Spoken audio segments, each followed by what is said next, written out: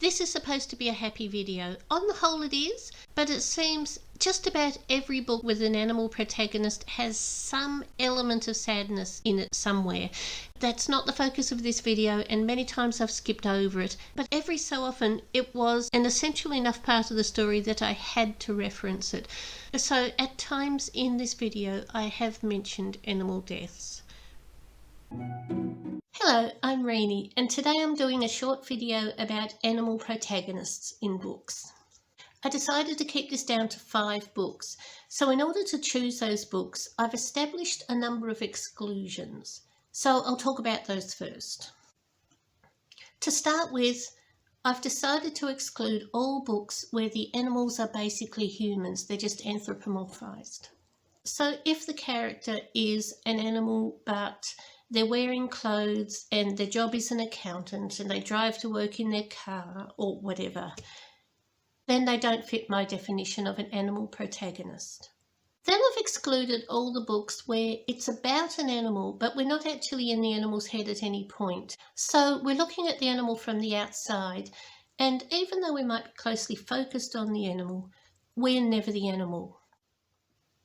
And our understanding of the thoughts and feelings of that animal is incomplete because we're only seeing them through somebody else's eyes. And then I excluded all the books, most of them are children's books, that have a sort of non-fiction feel where they're kind of ostensibly a story about an animal, but really they're a story to teach you how to care for the animal or what an animal likes. But they're still from the perspective of the owner. And that left me with 2 sorts of animal books. One is where we're 100% inside the animal's head, seeing and feeling what that animal sees and feels. That is the sort of books I really wanted. But there is also a sort of book where whenever there is a human around, we're in the human's head, but at times it's the animal alone, and in those times we are seeing through the animal's eyes. I've got a mix of both of those sorts of books in this video. The other thing I wanted to do was not have the same type of animal twice. I wanted my 5 books to all be about different animals. And that made it hard because I have a dozen horse books and a dozen dog books that would fit these criteria. But I've picked 1 horse book and 1 dog book, and I went looking for other animals to make up the rest. And then when I did that, I found that I actually don't have 5 books. I have 4. There were a couple of others that I might have put in. For instance, I considered Colin Wilson's Spiderworld series because that does have a section from the perspective of a bombardier beetle. I also considered Franz Kafka's Metamorphosis, but I couldn't actually find my physical copy of that book, and it's been a while since I read it, so I decided not to use that one.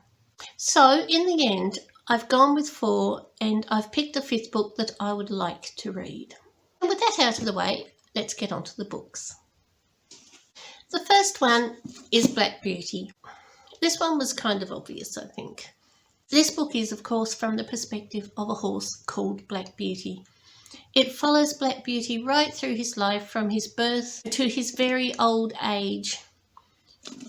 We see his early training, we see his first job as a carriage horse for a local squire. Then later on he's sold to a taxi driver and he spends some time pulling a London cab.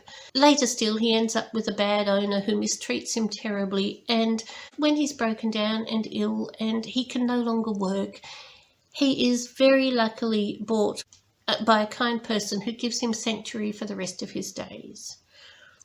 So it's a happy ending, but there are sad things in the middle.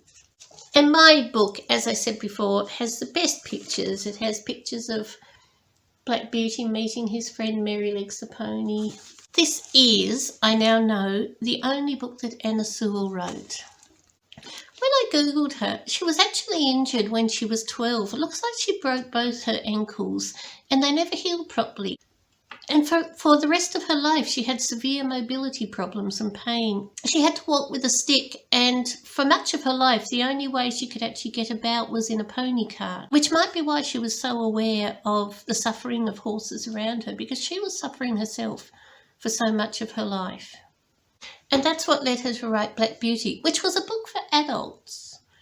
But when she went to publish it, the publishers decided to market it as a children's book. Her objective was to highlight how animals feel when they're treated the way they are. So she was targeting horse owners, and it was a complete success. But forevermore, even up to the present day, it's considered a children's book. This one does work as a children's book. I read it at about the age of 9 and 10, and I didn't have too much trouble with it. But there are a few things in there that are a bit tough for a child. For instance, the stable fire.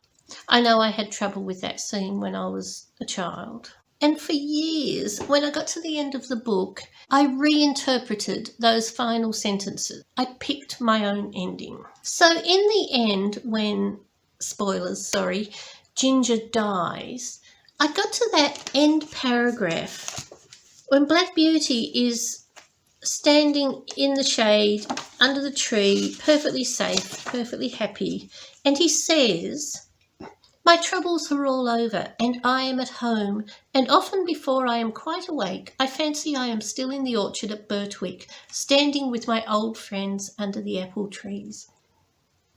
I interpreted that as meaning they had all come back together. And that's because I was a child and I just wasn't ready to face the unhappy truth that Ginger could come to an end like she did. Because we weren't actually told she was dead.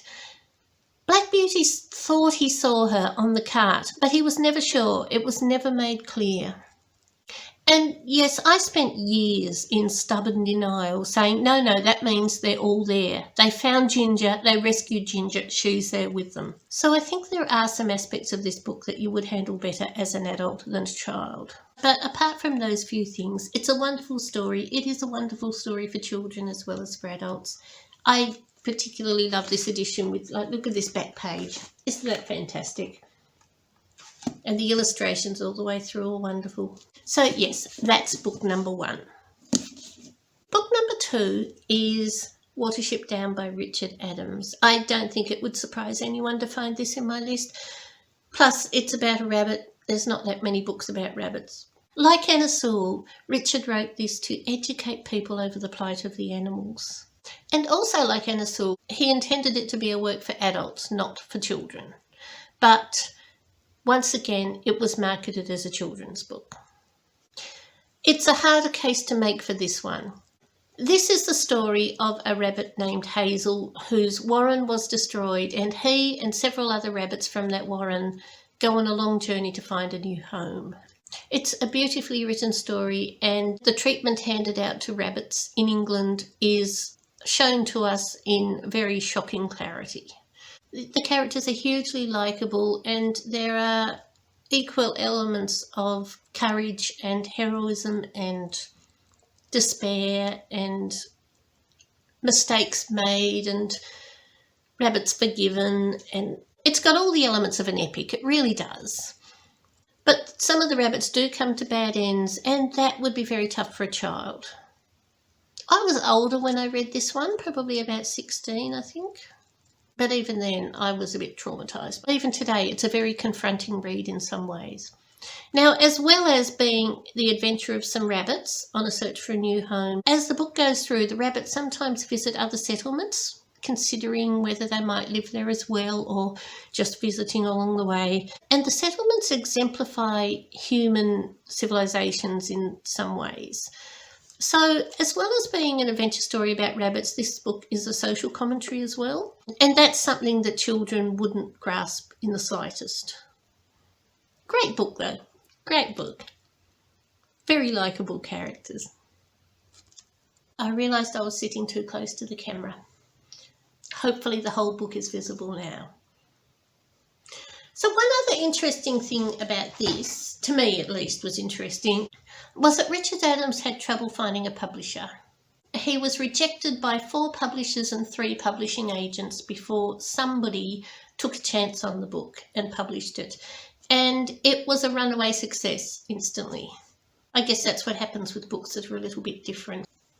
The next one on my list is Man Shy by Frank Dalby Davison. This is the story of a cow.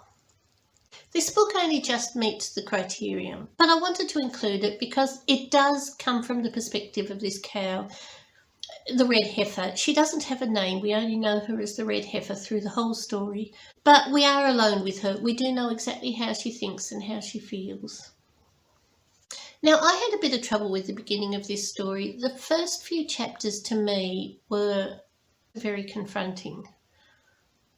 The Red Heifer is a newborn calf. Well, she's 5 days old when the story starts. Her mother is an old cow, and they are part of a herd that is being taken by drovers through the Australian bush. It's summer, there's a drought, and by the time they reach a watering hole, they're all very thirsty, and the watering hole is drying up. And this happens. Farmers need to keep a very close eye on their dams and their watering holes, because as the water dries out, the edge of the water hole becomes very sticky mud, and animals can get caught in it. That's what happened to the Red Heifer's mother. And because she's an old cow and she was quite weak, she couldn't get out. The scene is horrifyingly vivid, and I did have trouble with that. Once you get through that, it's an easier read. But I did have a bit of trouble with that. So the story follows this orphaned calf who is adopted by another cow for a while. As she grows up in the bush on her own, she's actually very happy. She's free. She loves her freedom. She's not the only one. Cows have been escaping from stations for some time. So I guess we would know her as a feral cow. So the Red Heifer grows up and is happy and free. And when she's an adult cow, she's discovered by some stockmen, and they spend some time trying to catch her. Not only her, catch as many of the wild cows as they can. It's a lovely story, and it does have the feel of the Australian bush that Australians at least know so well from songs and poems and whatever. It does describe it very accurately by somebody who was there and knew what he was talking about. It's a great little book. Now, Frank Dalby Davison also had trouble getting this published. In the end, in 1931, he self-published, and that was a much more expensive business then. Once it was published, it won an award. After that, Angus and Robertson decided that they would publish it, and the author went on to publish several more books without any trouble. And that's probably all I can say about that one. Now, the fourth book, this might seem like cheating. The fourth book is actually another book by Frank Dalby Davison, the author of Manshy. And this one is Dusty. Dusty is a Kelpie dingo cross. The story is different to the other one in that Dusty spends most of his life with humans. He also was orphaned at a very young age, but he was found by a man named Tom, who trained him up to become a sheepdog. Tom and Dusty entered many sheepdog trials and won trophies, and Dusty became rather well known for his abilities. He was excellent at herding sheep. He was excellent at guarding them. But there was always this concern in the minds of the humans around him that his dingo nature might come through. And if it did, that he might start attacking the sheep that he was so far guarding. About halfway through this book, they do find the carcass of a mauled sheep, and they don't know who it was that killed it, and suspicion falls on Dusty. So the second half of the book is effectively a trial. Now, the story goes on beyond the trial, but I didn't like the ending of this book. I actually thought it was a bit sad. I don't know why people do that with animal books. So many of them have some sad ending, and I just don't think... Like the movie Red Dog, for instance. Great movie, but what an end. What's wrong with leaving the story with a happy animal, hey? But despite that, it's an excellent book, and it's really well written, and you really do feel that you understand Dusty very well. The other reason I chose this was one of my boys. He's got a great brain, really bright kid, but he really struggled with reading. He just had some problem with reading. He was developing a real antipathy to reading and to books. But this book, he read from start to end. It takes a special book to do that. The other reason I've included this book is that my own dog was a Kelpie, and she definitely had some dingo DNA in her. We never investigated that because in Australia it's illegal to keep dingoes. So if it had been determined that she did have dingo in her, then we might have had some hard decisions to make, and she'd been with us for some time and we were all very attached to her. And the vet said she's Kelpie healer, so we just left it at that. But I'll put some pictures here and you can see how much she looks like a dingo. So I was particularly interested to read this book. I, as I said, didn't like the ending very much, but my son really enjoyed the book. It is a great book, and if you can find it, as long as you're prepared for some sadness, it's a good read. So that's all the books that I own that I'm including in this. The last one, I went looking online to see what books I could find, just in case there was something that I owned that I'd forgotten about. And I found a book called 3 Bags Full by Leonie Swann, which is the story of 3 sheep who are investigating the murder of their shepherd. I've bought it and it's going to arrive in the mail probably in 2 weeks. So when it comes in, I might do a review of that one. So that's my 5 books. I'm sure there must be tons more out there where the story is an animal being an animal and we're seeing it from their perspective and they're doing animal things in an animal way with just enough humanism that we can comprehend. But I couldn't find them. So if anyone knows of any, please post a comment and tell me what they are and I will read them. And in the meantime, since I'm keeping this short, I'll stop it there. Thank you for watching.